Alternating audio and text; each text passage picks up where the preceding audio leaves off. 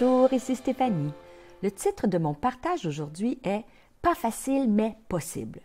Après la lecture de notre évangile du jour, tu comprendras pourquoi.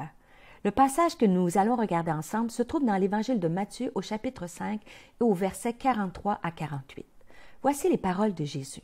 « Vous avez appris qu'il a été dit « Tu aimeras ton prochain et tu haïras ton ennemi ». Mais moi, je vous dis « Aimez vos ennemis ». Bénissez ceux qui vous maudissent, faites du bien à ceux qui vous haïssent et priez pour ceux qui vous maltraitent et qui vous persécutent, afin que vous soyez fils de votre Père qui est dans les cieux.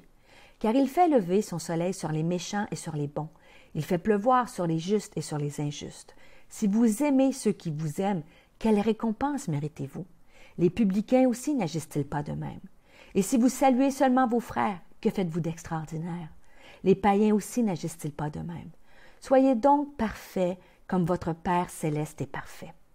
Je crois que vous saisissez ce que je voulais dire. Si on est honnête, il faut avouer que ce n'est pas facile d'aimer nos ennemis. Par définition, un ennemi, c'est quelqu'un qui nous veut du mal ou qui nous a fait du mal.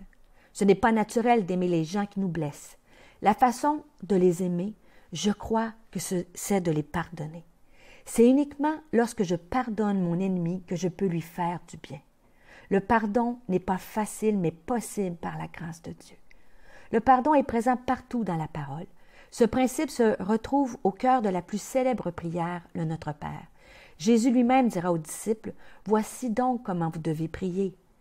Pardonne-nous nos offenses comme nous pardonnons à ceux qui nous ont offensés. » De sa bouche, Jésus nous enseigne qu'il faut pardonner aux gens qui nous ont blessés si nous voulons que nos offenses nous soient également pardonnées. Cette instruction est hautement sérieuse et importante. L'Ancien Testament nous révèle aussi de nombreuses histoires d'hommes de Dieu qui ont été outragés et maltraités injustement et comment ils ont dû pardonner. À maintes reprises, le peuple d'Israël a murmuré contre Moïse qui, d'un homme impulsif, énergique et rapide d'explosion, est devenu un homme d'une grande patience et de pardon. Malgré sa loyauté envers le roi Saül, David fut victime de ses tromperies et de ses dangereuses attaques.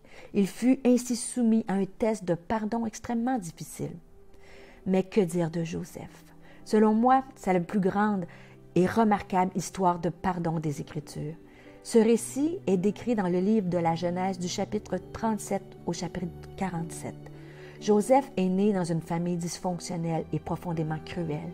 Ses frères, horriblement jaloux de lui, le vendirent comme esclave. Il sera accusé de façon mensongère par la femme de Potiphar, son patron, alors qu'il était innocent. On le jettera en prison où il souffrira injustement, se pensant oublié de Dieu. Cet homme est confronté à la douleur d'avoir été abandonné, maltraité par des gens qui lui étaient proches et où il a finalement décidé de pardonner. Au moment où la famine fait rage dans le pays de Canaan, les frères de Joseph vont en Égypte pour chercher du blé. À cette époque, Joseph commandait le pays. Après les avoir mis à l'épreuve, arrive le moment crucial où Joseph doit se dévoiler et faire face à son passé et à ses blessures. La Bible nous dit qu'il ne fut plus capable de se contenir. C'en était trop. Je crois que Joseph voulait en finir avec cette douleur. Il se fit alors connaître à ses frères. Et permettez-moi de citer les Écritures. Les mots sont tellement puissants. Joseph éleva la voix en pleurant. Les Égyptiens l'entendirent et la maison de Pharaon l'entendit. Joseph dit à ses frères, « Je suis Joseph, votre frère que vous avez vendu pour être mené en Égypte.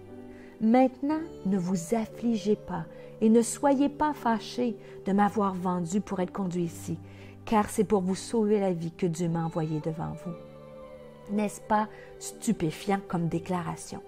Joseph n'est absolument pas dans le déni. Il ne cache pas l'offense de ses frères. Il ne l'excuse pas non plus. Mais par la grâce de Dieu, il n'a pas laissé l'amertume contrôler son cœur.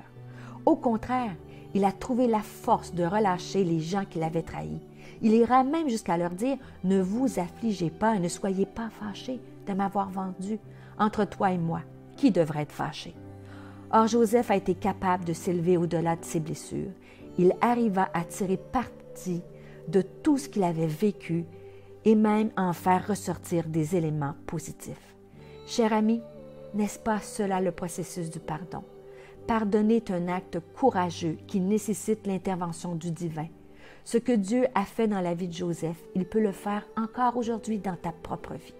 Seul Dieu peut mettre dans le cœur d'un être humain le désir, la force et la grâce de pardonner. Si tu te confies en lui et que tu lui demandes son aide et sa puissance, Dieu te donnera la force et le courage de pardonner. Je veux t'encourager à travers cette méditation à pardonner les petites comme les grosses offenses. L'outrage, qu'il soit petit ou grand, peut te rendre complètement captif. Peut-être dois-tu pardonner à un père, à une mère, ton mari, ton enfant, une amie, un ami ou à un lointain professeur qui t'aurait humilié dans ton enfance. Permets à Dieu de mettre en lumière qui ou ce qui t'a fait mal. Prie afin qu'il t'accorde la grâce et la force d'amorcer un processus de pardon pour que tu sois complètement libéré. Pardonner n'absoudra pas l'offenseur, mais libérera ton propre cœur de l'offense. N'oublie pas, pardonner, ce n'est pas facile, mais possible.